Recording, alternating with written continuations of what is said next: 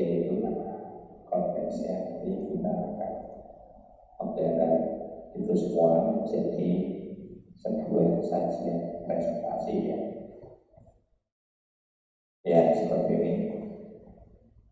Untuk ada catat bahwa istilahnya menjadi grafis ya, program seperti ini akan berkembang terus ya. Jadi di sini ada komponen multimedia itu foto, gambar, teks, video. Nah ini pemrograman 3D graphic, ada suara. Kemudian kalau kita tambahkan lagi baru yang sekarang, yaitu ada apa namanya virtual reality. Nah itu belum masuk.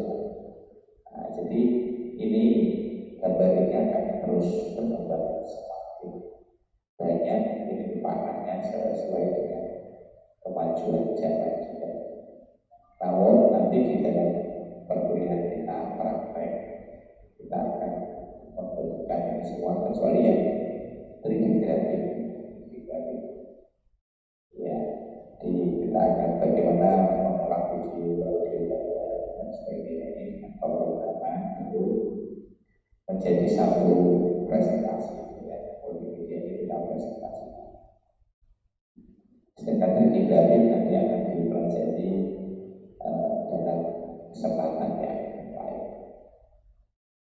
Baik, apa sebetulnya kelebihan menggunakan multimedia dalam kita berpresentasi atau dalam hal ini teksnya dengan komunikasi?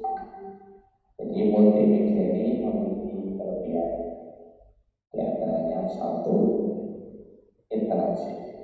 Jadi ada timbal balik ya, ada feedback dari presenter ke audiensnya, atau kalau konteksnya adalah presentasi oleh guru ada muridnya. Nah,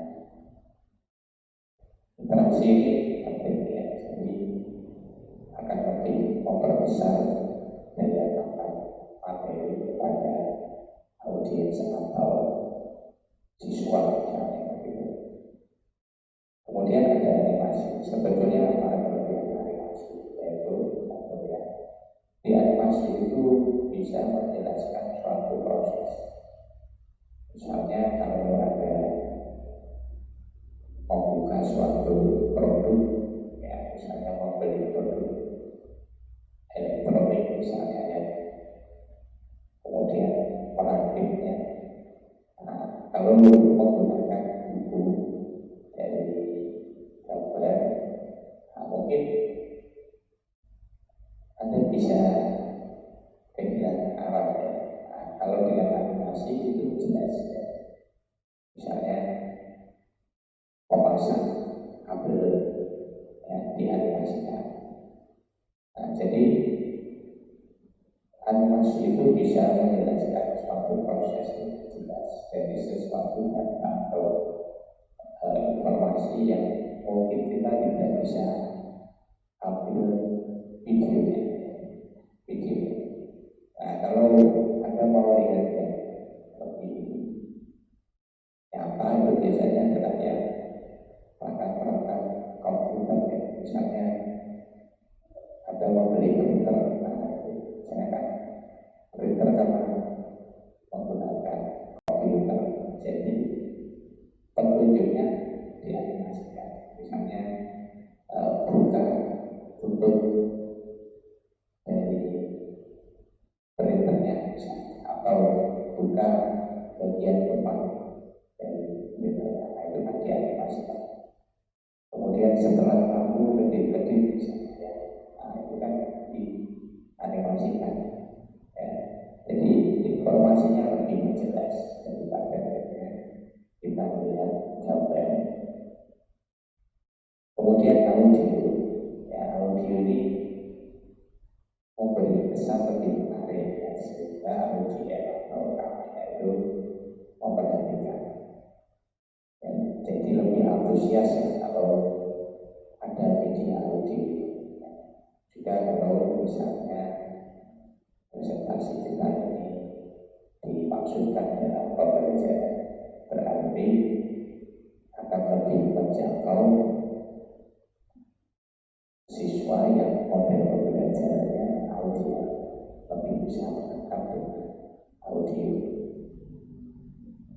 Kemudian keuntungan lain ya, atau kelebihannya dibalik kalau ada asumsikan saja ini multimedia berarti apa ya, monomedia ya. Kalau monomedia itu misalnya dulu langsung menerapkan, atau kita ambil contoh saja buku atau buku teks, nah, misalnya gitu. Jadi bagaimana menjelaskan sesuatu proses menjadi teks. Nah, jadi kalau kita menggunakan media animasi, ya tentu lebih jelas ya. Apalagi kalau ada suara. Nah, tunggu misalnya kalau tadi saya contohkan adalah perangkat Twitter, tunggu hingga tamu yang berarti tidak tunggu. Nah, jadi komponen audio ini berperan ya. Baik, keuntungan yang berikutnya ini adalah visual. Visual ini dalam konteks video ya. Jadi kalau kita punya penjelasan bentuknya video ya, misalnya, nah ini lebih menyentuh secara psikologi sebetulnya. Nah, ini ada bagian poin kedua. Jadi ada efek realistis ya, yang memberikan dampak secara psikologis karyanya, atau kalau tadi saya contohkan adalah sesuatu.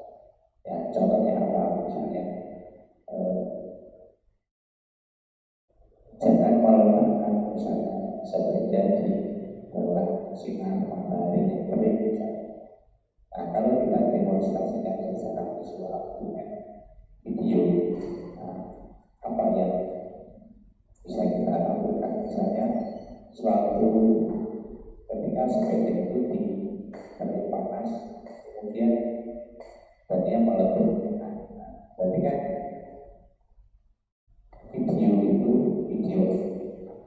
video nyata bahwa menunjukkan suatu bukti. Nah, ini memiliki kekuatan realistis.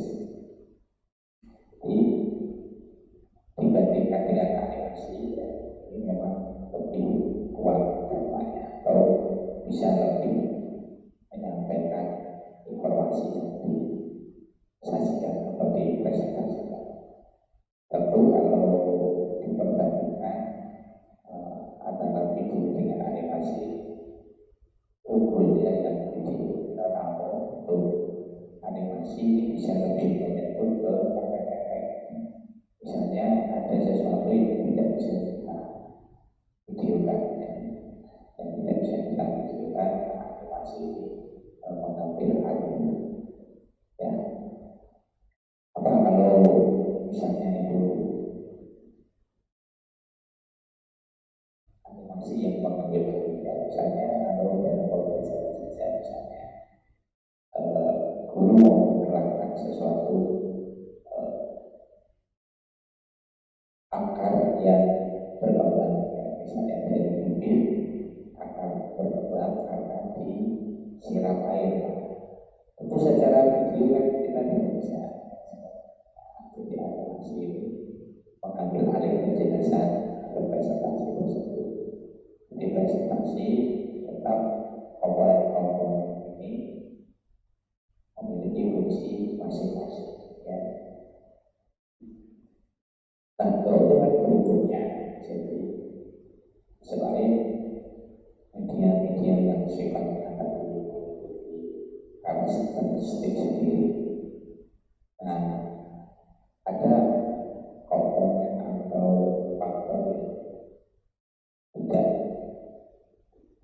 secara objek, ya, tapi secara fungsi. Ya. Misalnya kalau presentasi itu kita saksikan secara dikemas dulu di media.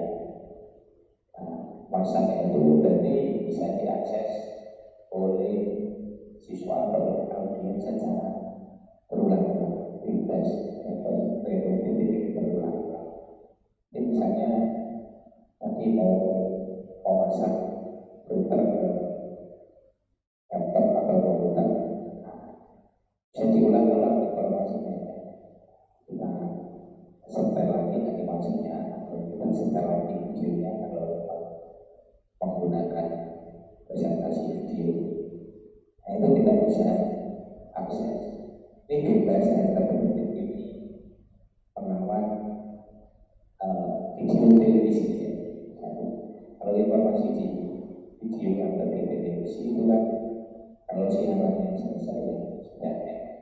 Jadi konten sharing pengalaman ya, kalau bisa juga misalnya guru menjelaskan sesuatu. Nah, ketika sudah terlewat, siswa ini kalau lebih detail, tidak bisa mengulang, tidak bisa bebas. Sedangkan kalau multimedia presentasi ini kita kemas, nanti bisa diakses secara bebas dan berulang-ulang. Ya, keuntungan terakhir yang paling berdampak adalah pembekalan ingatan. Ini angkanya bisa bervariasi, tetapi yang jelas presentasi dengan apa yang dilihat dan didengar itu lebih besar. Ini ada satu lagi sebetulnya. Nah, kalau saya tambahkan, nah ini di bawah.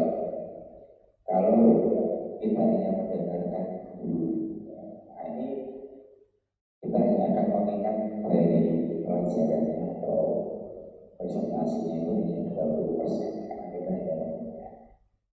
Nah kalau kita bisa mendengar dan melihat, nah ini kita akan menempati lebih besarnya ingatan kita terhadap pesan atau pelajaran tersebut. Nah sedangkan yang kita buat nanti ini akan kita buat ini adalah dari interaktivitas. Misalnya kalau setelah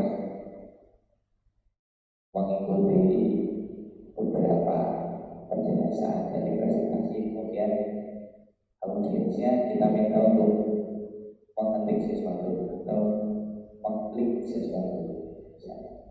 Setelah selesai bicara tadi, rumput atau akar yang disiram misalnya dalam pembelajaran. Nah, apa yang terjadi?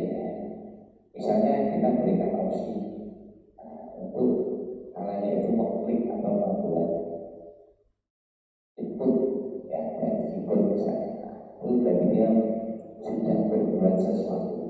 Ya. Jadi learning by doing. Jadi dia selain mendengarkan dulu penjelasan, melihat, kemudian dia bisa mengklik atau menginput ya, atau melakukan sesuatu di presentasi atau media komunikasi yang kita masuk tersebut. Nah itu kita akan mendapati pesan kita atau presentasi kita diingat 75%. Angka ini sekali lagi ini bervariasi di beberapa penelitian. Namun yang jelas tetap 3 kegiatan didengar, dilihat dan dibuat itu menempati presentasi tinggi atau sampai 90 sampai 95 dan sebagainya. Jadi pada intinya kalau kita mau presentasi dan memungkinkan audiens itu bisa ikut berinteraksi di dalamnya, misalnya klik sesuatu atau mengetik sesuatu, maka kita dapati pesannya atau presentasi yang disampaikan akan lebih diingat oleh presentasi atau audiens. Untuk pengalaman ya akan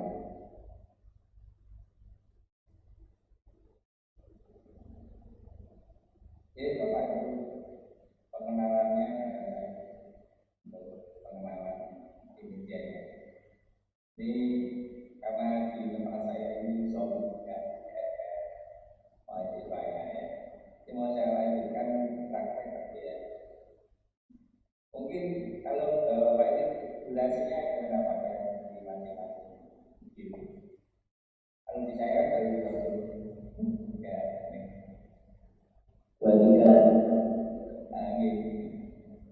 Baru 23 ya. Ini kalau saya lanjutkan ya, video untuk prakteknya itu 20 menit ya. Ya kalau mahasiswanya ada sih tidak masalah, tapi mahasiswanya pada kosong.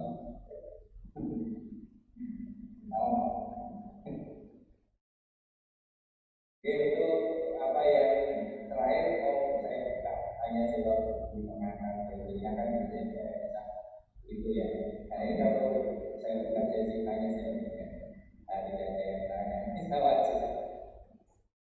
Gak ada pembuatan lagi. Seperti semua lagi.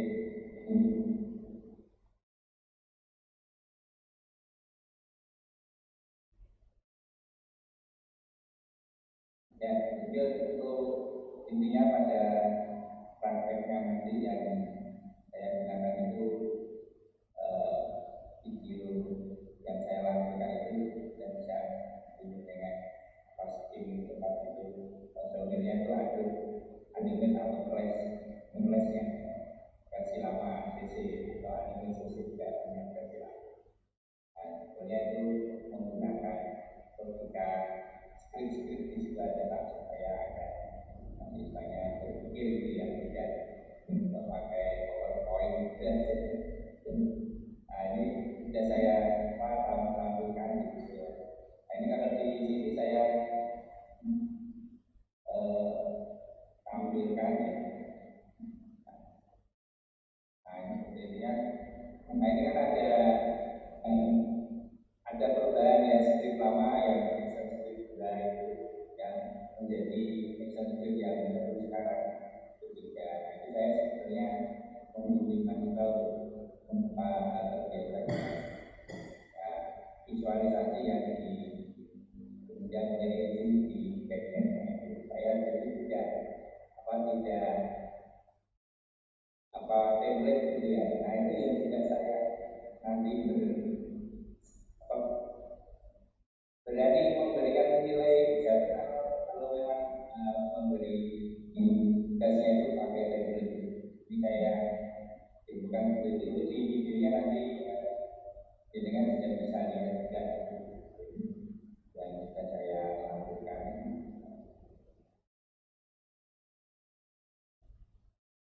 Nah, seperti itu aja nanti ada juga masalah itu nanti ya dipelajari sendiri ya. Nah ini menghabiskan durasi ya karena kan harus itu ya harus 25 menit atau 30 menit. Nah itu yang ditanyakan itu perbedaan yang aman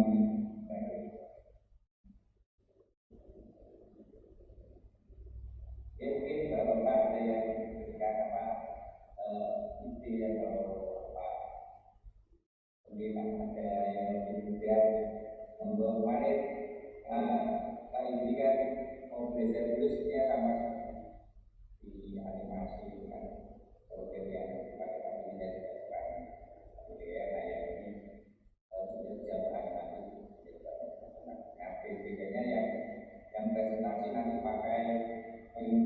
pakai script dibaca yang presentasi kalau yang tidak pakai ya, non script ya saya rasa itu aja tambahannya Pak nanti di sharing sendiri untuk